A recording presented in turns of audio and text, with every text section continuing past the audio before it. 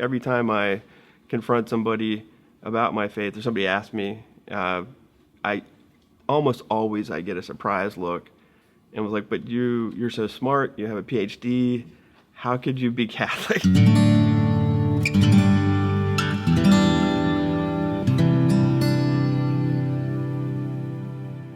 I'm Brent Robbins, and I'm married and have two kids, and I'm a professor at Point Park University. I teach psychology, and I'm chair of the Department of Humanities and Human Sciences. I was raised Catholic, but my parents were less than lukewarm.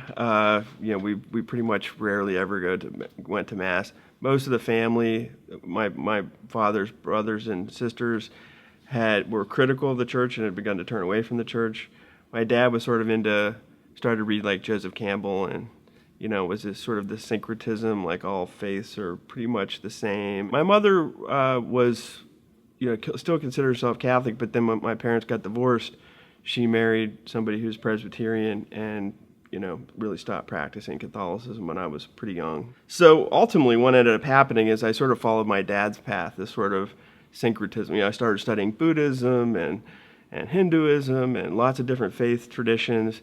And then, I went to college and I sort of learned, the hermeneutics of suspicion. I got Freud, I got Marx, I got Nietzsche, and I thought, oh, well, all of this is just a big ruse, and I'm going to be part of the sort of intellectual elite who knows the truth, right? Which is, God is just a device that people use to control people, that we use to sort of, resolve our anxieties about death and about our parent issues. If you go back and you read my dissertation, which is online, it's a pretty much overt atheism, pretty evident.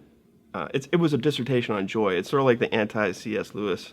It's basically like, when we get rid of this idea of God, then we can have joy. It's sort of almost where I was at that particular point in time. So I had, I was pretty entrenched in a kind of atheism. My wife went through RCIA and she converted, and at first she was going to mass by herself, and then she started to say, it'd be nice if you came along with me, and I was like, really? Then we moved from Pittsburgh to Meadville, and then up to Buffalo, New York, where I had my first tenure track job, and we went to this one parish, a mass there, and it was really unfriendly to children. We had like a 2-year-old, and like you would sit down and like people would move away from you. Like it was very unwelcoming, not very hospitable. And that made me angry. I was like, see, these Catholics, so I was looking for confirmation, of my atheism at that particular point in time. April, my wife, asked around, and there was a recommendation to go to this parish, St. Stephen's, which is in that Buffalo region, and so we had to drive like an extra 20 minutes just to go to that mass, but it was very family friendly. And then the guy who was the usher, who I really had such a good impression of, came up to me after we had been gone to mass for about a year. He said, "Hey, we're going to have this retreat. Do you want to come to this retreat?" We had a whole day retreat. And about 3 hours of that was a period of prayer, silent prayer, which, silence is not something that is very available in our world today. So to actually go into the cemetery beside the church, just sit there in silence for 3 hours, actually scared the heck out of me. I was like, what am I going to do for 3 hours? I was kind of terrified, actually. I had some, prayers to read, but, I ran out of those in about 10 minutes. And so I literally just sat there in silence, and breaking through that silence, I heard the distinct voice of God. I knew it was God because the voice was saying things, and I was reacting to it going, what? Are you kidding me? The first thing was, at that time I was living in Buffalo, New York, teaching in a tenure track job, but this was more like, not this is something you should do, but it was more prophetic. God was like, you're going to go back to Pittsburgh. The other thing, that I was told was you should return to doing your research on joy. You need to go back to that research. And the third thing was you should volunteer for hospice. So it was very clear, directives.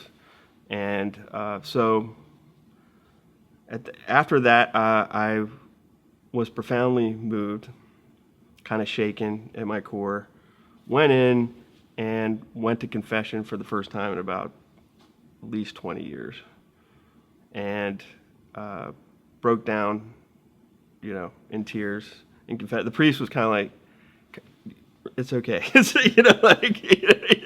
not a big deal, like I was, it's all right, he was like trying to soothe me, and but I was pretty almost inconsolably, just extreme regret for, a sense that I had turned away from God that I felt at that moment.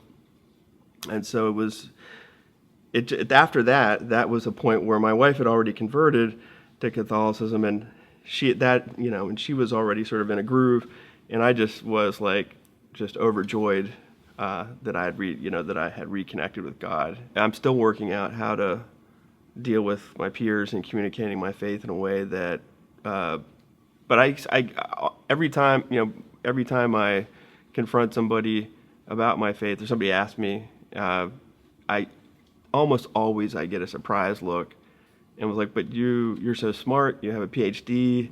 How could you be Catholic?" and it's wonderful because it's like this perfect moment for evangelizing, because people recognize me as being somebody who's intelligent, so it defeats that stereotype, and so it gives me this opportunity to say, "Oh yeah, I guess we're not all stupid," or so what like, why don't you ask me why, how I came intellectually into the faith. So for me, it was like the conversion was like a conversion of the heart, but then I had to bring my mind along with me. But it was very much like in the case of my wife, who converted before me, I think it was much more about a deep intuition that she was following that led her into the faith. And I had a similar kind of conversion that was like, it first just seemed irrational to me. It's like scared me. I felt pretty much a direct contact with God, a direct communication from God to me in the context of a retreat. So all those things were things that I couldn't understand intellectually.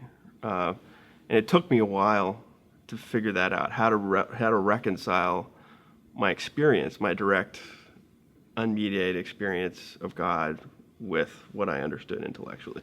And I think I've gotten to a point now where I haven't completely, not that I ever will be able to completely reconcile those, but I've gotten to the point now where after a lot of study, those are much more harmonious. My intellectual life, my scholarship as a professor, and my Catholicism are more and more integrated.